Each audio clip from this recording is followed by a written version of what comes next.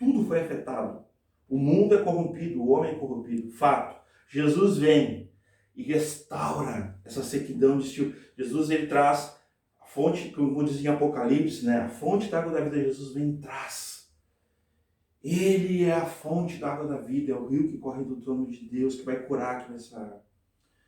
Fato. Ele restaura o homem à eternidade novamente ao propósito eterno. É a resposta para esse homem cair. Fato. Esse é o Evangelho. Essa é a cosmovisão do Evangelho. A pregação do Evangelho se resume a isso. Queria deixar esse detalhe. Acompanhe comigo. Ainda no versículo 37. Se alguém tem sede, venha a mim. Né? O venha é uma atitude de ir. Nós estamos recebendo um convite. A responsabilidade humana diante da soberania de Deus, ela é importante. Todo homem precisa, ao ouvir o Evangelho, reconhecer o seu estado. Né? Eu sempre menciono na conversão das minhas filhas, que a gente participou, eu e a Aline, minha esposa. Nós pregamos o Evangelho para as nossas filhas e elas entregaram a vida para Cristo Jesus. Elas precisaram reconhecer, eu preciso de um Salvador. Eu preciso de salvação porque sou pecadora, sou pecador. E todo homem até encontrar com Cristo, ele está morto nos seus delitos e pecados, ele é alvo da ira de Deus, ele é filho da desobediência, ele é inimigo de Deus e ele já está condenado. Então todo homem tem essa forma de vida caída. Mas até encontrar com Cristo, aonde sua sede vai ser suprida de uma vez por todas. E não só isso, do seu interior fluirão rios de água viva. Ele vai ser a habitação do Espírito Santo, como discípulo de Jesus, crendo segundo as Escrituras.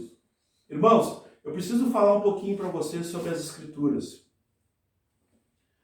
A gente não crê em Jesus de qualquer forma. Nós só podemos crer em Jesus conforme as Escrituras. João 5,39, vou continuar citando esse texto, diz assim, João 5,39, presta atenção nisso. Examinais as Escrituras, porque vós cuidar ter nelas a vida eterna. São elas que testificam sobre mim. Aqui é Jesus falando para nós. É as Escrituras que nos ensinam a crer em Jesus da forma correta, da forma certa, porque o entendimento certo leva à fé certa e aos frutos certos, amém? No versículo, quer ver, ó, no capítulo 7, no versículo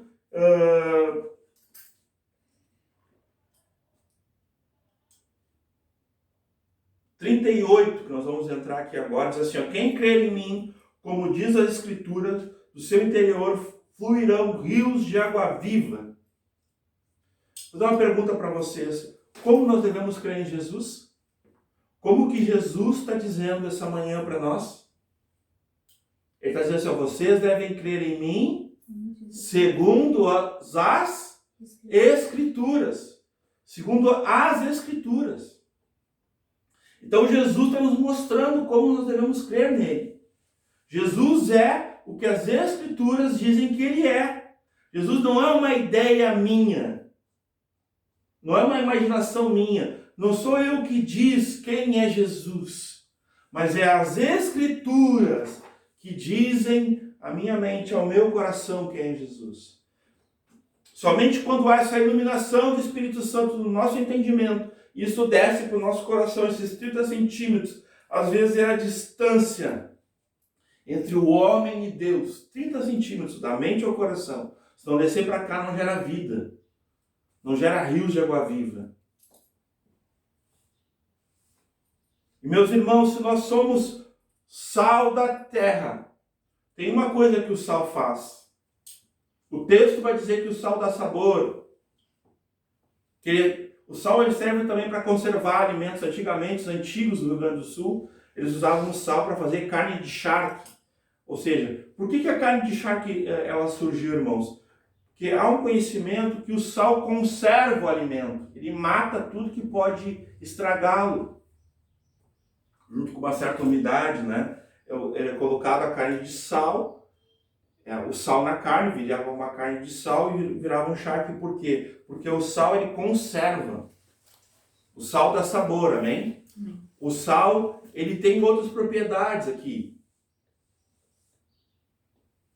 Mas eu queria falar de uma situação do sal para nós como sal da terra, para cada um de nós aqui. O sal, ele gera sede, amém? Com essa até eu vou aproveitar, minha boca está seca. O sal gera sede. Bebamos da água. Bebamos da água da vida. Da fonte da água da vida eterna, amém? Do trono de Deus, Cristo Jesus. Nós devemos gerar sede no mundo com a pregação do Evangelho. Quando nós pregamos o Evangelho para as pessoas têm que se perguntar assim, opa, então eu estou perdida. Eu estou perdido, eu estou morto nos meus erros e pecados. Exatamente, precisa ser salvo. Como é que uma pessoa vai saber que ela está doente se o médico não dá um diagnóstico? Vocês entendem? Vocês estão comigo? Então esse é o gerar sede, amém? Vamos ser sal da terra, vamos pregar o Evangelho até que as pessoas tenham sede, porque as pessoas precisam, porque elas venham e bebam. Elas precisam ter esse entendimento, que elas estão com sede, estão secas, que elas precisam vir até a fonte das águas. Tem dizer, venham até a fonte das águas da vossa salvação com alegria, porque ali o Senhor retira a sua ira. Olha que tremendo. E nos traz consolação, nos traz salvação. Glória a Deus.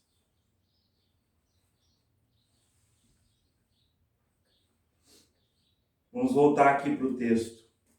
Quem crer em mim, como diz as Escrituras. Então, tu pode crer do teu jeito? Não. Tu só pode crer em Jesus, conforme as Escrituras. Quem disse isso? O próprio Senhor e Cristo Jesus. Tu não pode criar uma ideia filosófica, psicológica ou humanista, ideológica, ao bel prazer, mundana, prazerosa, pessoal sobre Jesus. Tu não pode, tu não tem esse direito e essa autoridade. Se tu está fazendo isso, precisa te arrepender, precisa te converter e te voltar a Deus.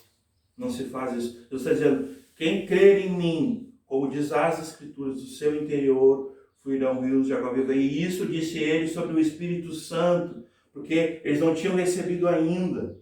Jesus ainda não tinha sido glorificado, ou seja, Jesus ainda não tinha sido morto na cruz. Não tinha, como diz, né, em 1 Coríntios 15.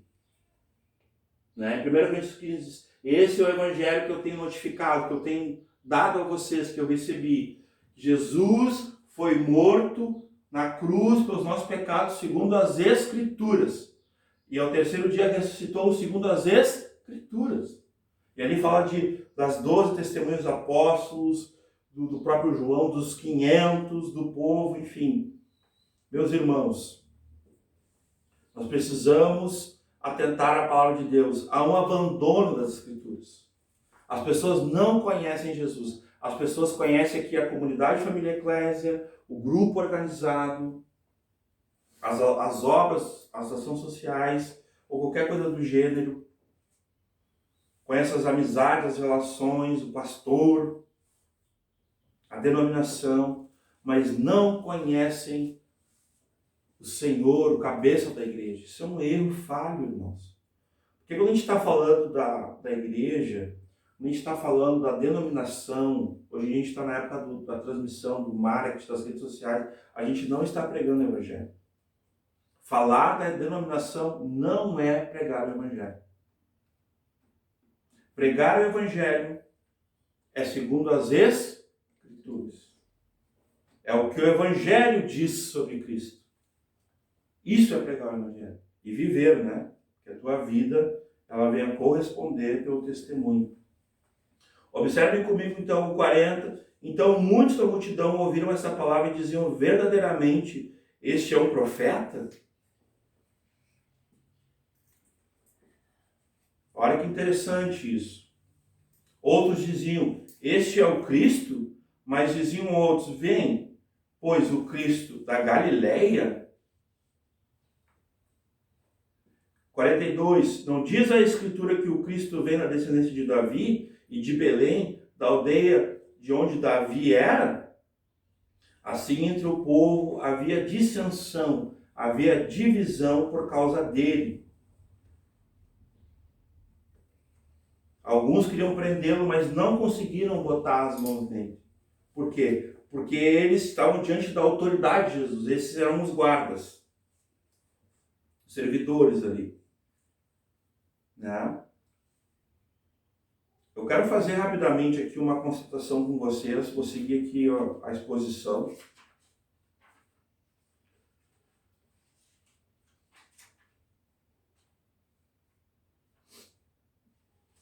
Nós temos aqui, com certeza que é importante nós mencionar isso aqui.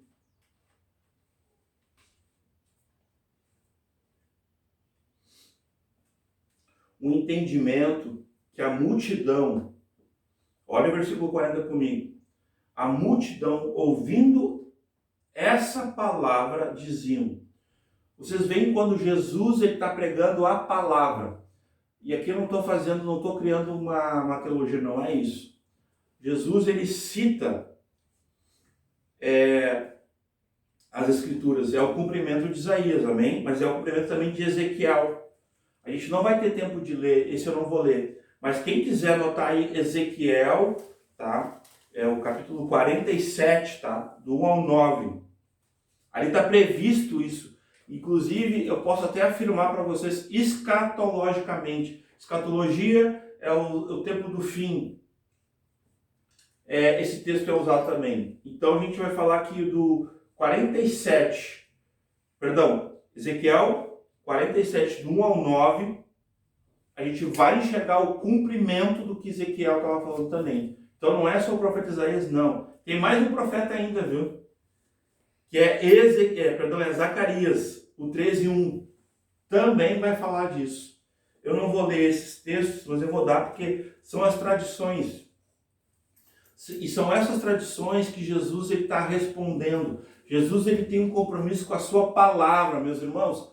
Eu queria deixar isso muito claro. Deus não tem compromisso com o pregador. Deus não tem compromisso com a denominação. Deus não tem compromisso com as atividades da comunidade Família Eclésia, com as suas ações. Deus não tem compromisso com a tua vontade, com o teu desejo, meu irmão, minha irmã. Deus tem compromisso com a sua vontade, a vontade de Deus, porque é ela que é boa, agradável e perfeita. Deus tem compromisso com o seu propósito eterno, desde antes da fundação do mundo. Por isso da cruz, Jesus, o sangue, a misericórdia e graça. Deus tem compromisso com a sua palavra, a palavra dele. Ele vai dizer, não voltará para mim a minha palavra lançada. É com a sua palavra. Deus tem compromisso com os seus, com aqueles que lhe obedecem os mandamentos, obedecem as ordenanças, que são discípulos de Jesus, que são a habitação do Espírito Santo. Deus tem compromisso consigo mesmo. Nós precisamos acordar para isso. Não, é tudo sobre Jesus, é dele, por ele, para ele. Se nós não entendemos isso ainda, porque por meio dele nós nos movemos, nós vivemos, nós nos mexemos, nós pensamos, nós realizamos o querer, o efetuar. A obra é dele, ele vai completar a boa obra. Nós somos feitos feitura. A salvação vem pela graça, mediante a fé. Isso não vem de vós, é dom de Deus. E vocês foram criados a feitura dele, a imagem dele. Dele quem? O Cristo. Para que vocês andem nas boas obras que ele preparou antes para vocês. Que foram preparadas antes para nós andar. Então as Escrituras vai dizer como nós devemos ser igreja, como nós devemos ser família, como nós devemos ser discípulos, filhos de Deus. Não somos nós que idealizamos filosoficamente os nossos métodos. O método de Jesus foram homens, foram mulheres, foram crianças, foram jovens, foram idosos, os anônimos. Caminharam naquela estrada de Roma e levaram o evangelho para todo o mundo. A gente fala de Paulo, a gente fala de tantos, Pedro, de João, pregadores, mas foi os anônimos, meus irmãos. Foi o sapateiro, o padeiro, a enfermeira, a dona de casa, a vendedora, vendes em Atos, aquela mulher que parecia uma vendedora de Avon, vendia joias, vendia tecidos. Foram esses vendedores, foram esses que foram para aquela estrada levando o evangelho, a mensagem. Então o mensageiro, ele carrega uma mensagem que é maior que ele vive por um propósito que é maior que ele. Eu aqui sei que apesar de mim, eu sou apenas um mensageiro dessa mensagem do Senhor Jesus. Então a multidão ouviu a palavra. Quantos naquele dia perceberam que estavam em sequidão na sua alma e que precisavam ir até Jesus e beber da fonte da água da vida? E um detalhe, quando tu bebe dessa fonte, do teu interior fluirão o Espírito Santo, tu vai ter água para dar para as pessoas que precisam, meu amado, minha amada. Tu e a tua casa.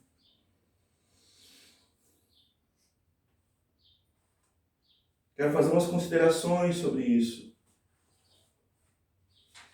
Tirar águas da fonte da salvação foi o que Jesus, cumprindo Isaías, naquela manhã propôs para aquelas pessoas: vem tirar água de mim, em mim. Lembra daquele diálogo com a mulher samaritana?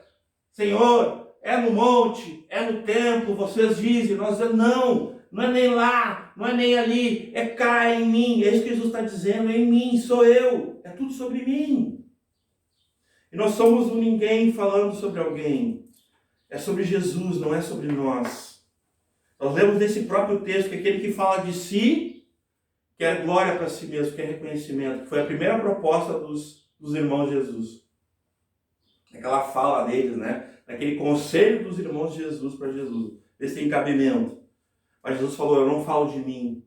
Jesus avisou, o Espírito Santo não vai falar de si. Mas vai falar daquilo que o Pai nos ordenou, como obedientes, né? No versículo, eu quero fazer aqui para vocês algumas considerações. No versículo 37, nós temos um convite maravilhoso.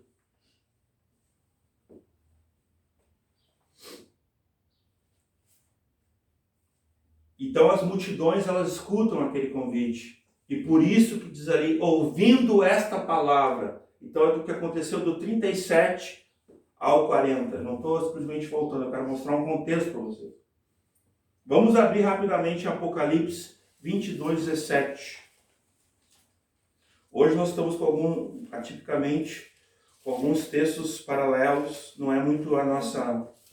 Normalmente a gente fica no texto, mas hoje nós vamos usar. 22, 17 diz assim: e o Espírito e a noiva dizem, vem.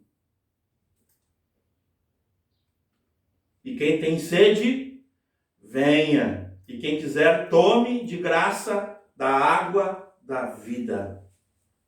Porque 18, porque eu testifico que todo aquele que ouvir as minhas palavras, as palavras dessa profecia, deste livro, se alguém, né, aqui tá bom, é para quem ouvir as palavras, a multidão ouviu.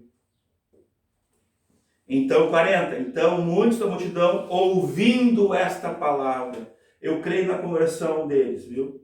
Não na maioria, talvez da minoria também não, eu creio daqueles que ouviram. Se tu está ouvindo a palavra de Jesus, venha e beba. Aonde, meu amado? Aqui. Aqui na sua palavra. Uma fonte inesgotável, a palavra de Deus é viva. A palavra de Deus é suficiente. A supremacia de Jesus, a supremacia do próprio Deus está aqui, meus amados. A autoridade das Escrituras, pelo governo do Espírito Santo. O Espírito Santo é Deus governando a igreja. O Espírito Santo é o governo da igreja hoje, amém? É o Espírito Santo. O convite de Jesus é universal. O convite de Jesus é para todos, é para o pobre, é para o rico, é para o ateu, é para o cético, agnóstico, é para o idólatra, é para o feiticeiro, é para o místico, é para o descrente, é para o religioso, é para o jovem, para a criança, para o recém-nascido, para quem já está com alta idade, no leito de morte. O convite de Jesus é para todos, para o decepcionado, para o seco, para o amargurado, para o duro. O convite de Jesus é para todos. É para quem já decidiu desistir. Para quem já se entregou, para quem não quer uma mudança. Para quem não quer pensar mais sobre o futuro. Isso é um alerta para nós, porque alguém que desiste da vida, como vai pensar na eternidade? Como é que vai pensar no futuro? Nós estamos falando da vida eterna, ela já está.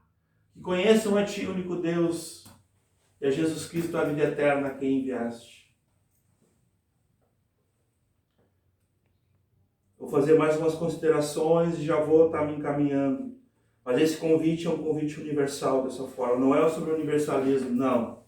É para todos. Todos que reconhecerem, eu preciso de um Salvador, eu tenho sede, eu preciso beber dessa água, eu preciso ir. E do meu interior que fluam rios de água viva para dar de beber. Que seja um ancião, ou seja uma criança pequena.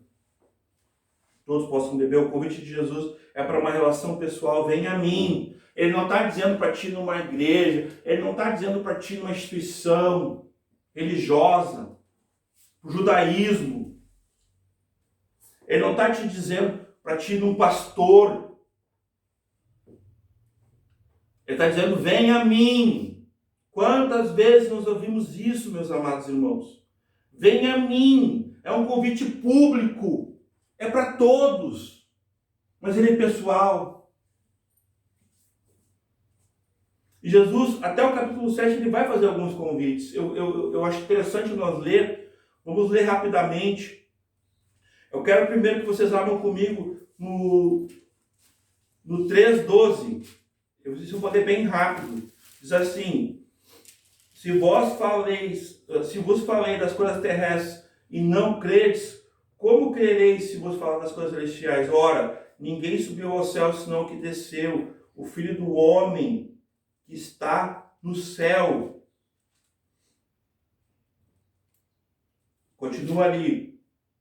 E como Moisés levantou a serpente do deserto, assim importa que o Filho do Homem seja levantado, para que todo aquele que nele crê não pereça, mas tenha a vida eterna. Porque Deus amou o mundo de tal maneira que deu seu Filho unigênito, para que todo aquele que nele crê não pereça, mas tenha a vida eterna. Porque Deus enviou o seu Filho ao mundo não para que o condenasse, mas para que o mundo fosse salvo por ele. Quem crê nele não é condenado, mas quem não crê já está condenado.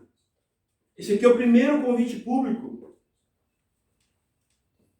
Para que tenham a vida eterna. É sobre a vida eterna, é sobre a salvação, amém? O segundo convite está no 5:24.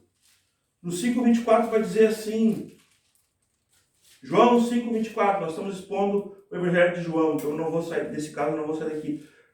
Na verdade, vos digo que quem ouve a minha palavra e crer, crer, o convite é crer, para que tenha vida no seu nome, né? Mas quem ouve a minha palavra e crer, naquele que me enviou, tem a vida eterna e não entrará em condenação, mas passou da morte para a vida. Aleluia. Em verdade, vos digo que vem a hora e já chegou, e já é a hora, em que os mortos ouvirão a voz do Filho de Deus e viverão os que ouvirem. Quem viver, você que está morto, existe uma mentira no mundo que todos são filhos de Deus. Mentira. Eu quero denunciar essa falácia. Todos são filhos de Deus. Não, todos são criaturas de Deus. Filho de Deus é somente aquele que crê em Jesus. Que Jesus é o Cristo, que Ele é o Senhor, o seu Salvador. E esse terá vindo em seu nome como Filho de Deus. Então só é filho de Deus aquele que Jesus diz na sua palavra que é. Aquele que Jesus receber, aquele que se arrepender dos seus pecados e se converter dos maus caminhos. Bebamos da fonte da água da vida eterna. Cristo Jesus. Mais um convite maravilhoso. No 38, aí no capítulo 5, olha lá o 38, o que diz? E a sua palavra não permanece em vós, porque aquele que me enviou, não credes vós? Ele vai até o 47. Examinai as escrituras, porque julgais ter nelas a vida eterna, e são elas que de mim testificam, e não quereis vir a mim para terdes vida? Eu não recebo glória dos homens, né? Nós vamos ler ali até o versículo 47. Eu não recebo glória dos homens, mas o 42. Mas bem vos conheço, que não tendes em vós o amor de Deus. Eu vim em nome do meu Pai, e não me aceitais. Se outro vier em seu próprio nome, a esse aceitareis? 44. Como podeis vós crer recebendo honra uns dos outros e não buscando a honra que vem só de Deus? Não cuideis que eu vos hei de acusar para como Pai. Há um que vos acusa, Moisés, em que vós esperais. É a lei, viu? A lei vos acusa. Porque se vós cresse em Moisés, crereis em mim, porque de mim escreveu ele. Mas se não credes nos meus escritos, olha aqui, ó, nos meus escritos, nas escrituras, na palavra de Deus, vocês estão entendendo? Não é uma tradição oral, não é o que as pessoas acham, não é o que o pregador disse, é o que a Bíblia diz. Mas se vocês não crerem nos meus escritos, versículo 47, como crereis nas minhas palavras? Como é que tu pode dizer, se tu não crê na Bíblia, no escrito de Deus, que tu crê na palavra de Deus? A Bíblia é a palavra de Deus, inerrante, infalível, suficiente. É a autoridade de Deus. Tem alguma coisa errada com a gente atualmente. O 6:29 diz assim, quero ganhar tempo aqui. Jesus respondeu e disse: a obra de Deus é essa, que vos creiais naquele que me enviou. O 35 também. E Jesus disse: eu sou o pão da vida, aquele que vem a mim não terá mais fome, quem crer em mim nunca mais terá sede. Olha que interessante esse versículo. 6:35, né? Ó, 36. Mas já vos disse, que também vós me vistes, contudo não credes. Pessoas que não atendem ao chamado. O 40 e o 47, nós vamos ler aqui, diz assim, 40. Porquanto a vontade daquele que me enviou é essa, que todo aquele que vê o Filho e crer nele tenha vida eterna, e eu ressuscitarei no último dia. 47. Na verdade, vos digo que aquele que crer em mim tem a vida eterna. Eu sou o pão da vida. 48. Aleluia. São convites para crer.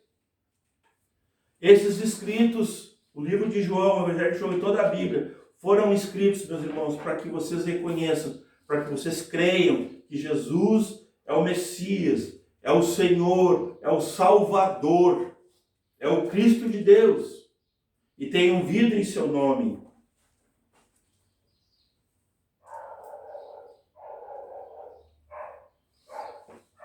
Aleluia. Tem mais um tempo aqui. É um convite maravilhoso. Ele é universal. O convite de Jesus é uma relação pessoal. O convite de Jesus exige um profundo anseio por salvação. Se alguém tem sede, que venha. A obediência, a fé e o arrependimento é o que vai fazer os 3 passos. Fé, obediência, fé, arrependimento e obediência. Tu vai na direção, quem tem sede, quem tiver sede, se alguém tem sede, vai ter fé, vai arrepender e vai obedecer, vai na direção de Jesus, vai beber, amém? O convite de Jesus existe em rompimentos imediatos. Se alguém tem sede, venha, abandone tudo. Não deixe nada te prender.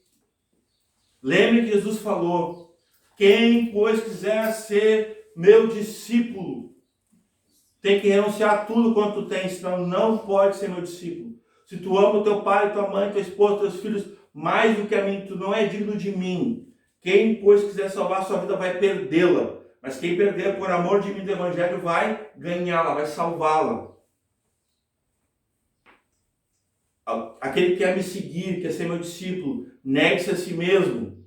Tome a sua cruz e siga-me. O mundo tem dito assim: conheça a si mesmo, respeite a si mesmo. O mundo tem dito muita coisa. Olhe para dentro de si. Mas o Evangelho, o Senhor Jesus diz: negue-se a si mesmo. Negue seus desejos carnais, suas vontades. Negue-se. Tome sua cruz. Perca a vida por amor de Cristo e do Evangelho. Renuncie a tudo por amor a Cristo. Não acumuleis riquezas aqui na terra, mas ajuntai tesouros no céu, onde o ladrão, a traça, a ferrugem não pode alcançar, como aqui na terra.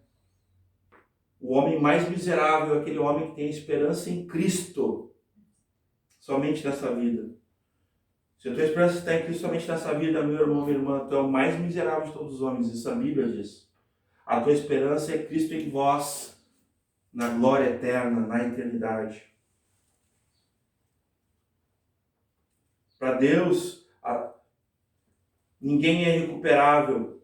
Ninguém está tão morto, seco, que não possa se reviver, que não possa receber a fonte da água da vida e voltar a jorrar. Porque esse é o convite. Já estou indo para o fim. Jesus oferece para nós todos aqui, uma vida abundante, uma vida pura, uma água pura, um evangelho puro. O convite de Jesus é para uma experiência pessoal. Se alguém tem sede, venha a mim e beba. Jesus não está convidando pessoas para olhar a água, para analisar a água, para admirar a água. Ou que nem diria Ezequiel, para apenas botar só a canela, só o pé. Não, Jesus ele quer pessoas que se comprometam, que amem Ele acima de tudo. Primeiro mandamento. E se aprofundem e mergulhem e fiquem colocados em Jesus. O batismo, que é colocado em Jesus, imersão, está dentro de Cristo, em Cristo. Esse é o convite de Jesus, na fonte a jorrar. O rio que corre do trono de Deus. Jesus promete fazer isso na vida de cada um de nós.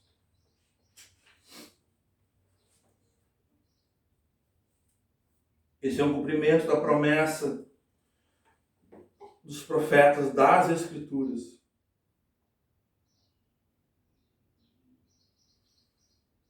Quando aqueles guardas tentam prender Jesus, eles veem uma autoridade em Jesus por causa das Escrituras.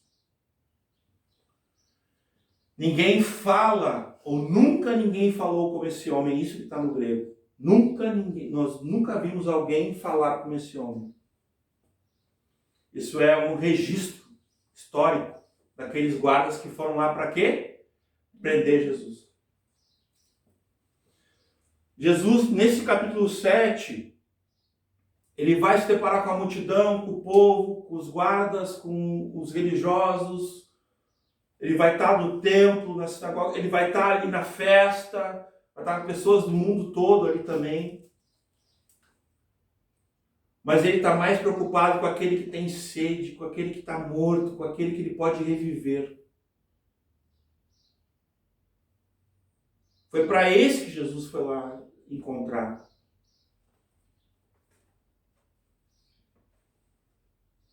Nunca ninguém falou como esse homem.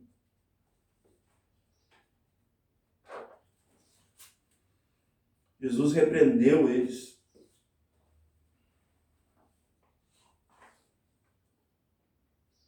Jesus oferece uma vida de poder. E é o poder dele, porque se tu contém o rio de água viva dentro de ti, tu vai dar de beber, não de ti, mas de Jesus, as pessoas. Entendeu?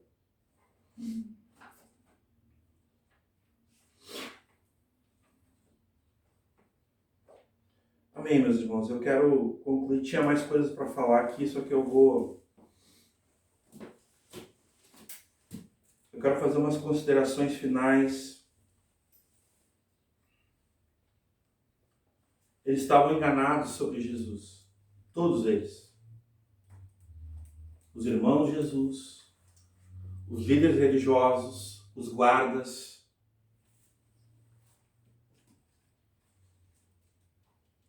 Mas Jesus não estava enganado sobre eles, amém? Jesus sabia exatamente quem eles eram. Lembra que no capítulo 2 de João, desse evangelho, diz assim: e não precisava Jesus que nenhum homem desse testemunho sobre os homens, que ninguém desse testemunho sobre os homens, porque Jesus sabia quem era o homem, o que tinha dentro do homem. Jesus sabe tudo, ele é onisciente, Jesus é Deus. Ele sabe se tu precisa ou não beber da água proposta por ele, se tu precisa ou não atender ao convite de Jesus. Para do teu interior fluam rios de água viva. Talvez é sobre o Espírito Santo que nós devemos falar nesse momento agora final. Ele sabe que tu precisa ter uma vida nessa fonte espiritual, uma vida onde o Espírito Santo vai governar o teu falar, o teu ser, o teu pensar, tudo que tu é, tua pregação. Porque o Espírito Santo não age fora da palavra. O Espírito Santo, ele tem a autoridade da palavra. A palavra é a espada do Espírito. É a inspiração do Espírito. O Espírito Santo é Deus. O Espírito Santo é Deus. E ele entregou a palavra de Deus ao homem, a nós. A inspiração divina. Para a nossa salvação. E dela vem o convite. Eu não sei vocês, mas eu já quero dizer que eu aceito esse convite mais uma vez. Eu preciso dizer para Deus que esse convite, eu digo sim, Deus, para o teu convite. Eu quero beber da fonte da água da vida. Junto com os meus irmãos, eu quero te conhecer, Jesus, como o rio que corre do trono de Deus. Que o teu Espírito Santo flua do nosso interior como rios de água viva. Que vontade de beber a muitos que têm fome e sede, para que jamais tenham, para que conheçam a vida eterna a Ti, Jesus Cristo, o único Deus a quem enviaste. E pela Tua palavra, pelas Tuas escrituras, para que não seja roubada do nosso coração, da nossa mente, essa semente nessa manhã de João 7.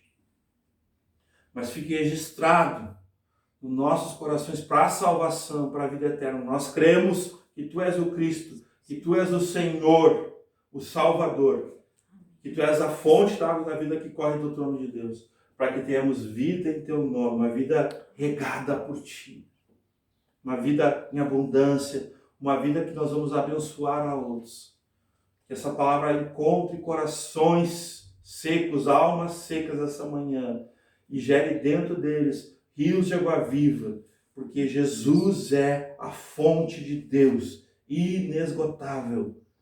Através da sua palavra nós podemos crer em Jesus. A palavra de Deus testifica quem é Jesus. As obras de Jesus testificam quem é Jesus. Os sinais, os milagres, as maravilhas. Os discípulos testificam quem é Jesus. João Batista, Moisés, Isaías, Ezequiel, Zacarias. O Pai testifica quem é Jesus. O Espírito Santo testifica quem é Jesus. Nós aqui essa manhã, nós testificamos quem é Jesus. Jesus, Ele é o que o Espírito Santo disse na palavra de Deus que Ele é. Ele não é uma invenção. Ele não é uma ideia. Ele não é um desejo. Jesus não é tudo, não. Jesus é o tudo de Deus. É o tudo que a Bíblia diz que Ele é. Mas Ele não é o tudo que o homem quer que Ele seja. E eu termino com essa reflexão e com essa exortação à igreja, com essa repreensão à igreja de Jesus. Nós não podemos aceitar que no meio da igreja bíblica, da igreja cristocêntrica, um Jesus que não é o Jesus bíblico, um Jesus da esquerda, um Jesus das ideologias, um Jesus filosófico, um Jesus psicológico, um Jesus fofinho, mimadinho. Não, não.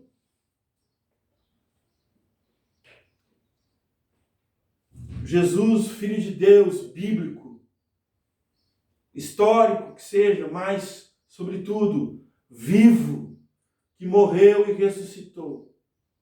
Assim como sua palavra, o Verbo eterno de Deus, o Logos de Deus encarnado, vivo. Esse é Jesus. Jesus é o que a Bíblia diz que ele é. E ele, através da sua palavra, diz o que a igreja deve ser, o que a igreja é, o que o discípulo deve ser, o homem deve ser, a mulher, a criança, o jovem, o ancião, o que a família deve ser. Somente Jesus e a sua palavra podem dizer. Recebam em nome de Jesus que a graça do Pai,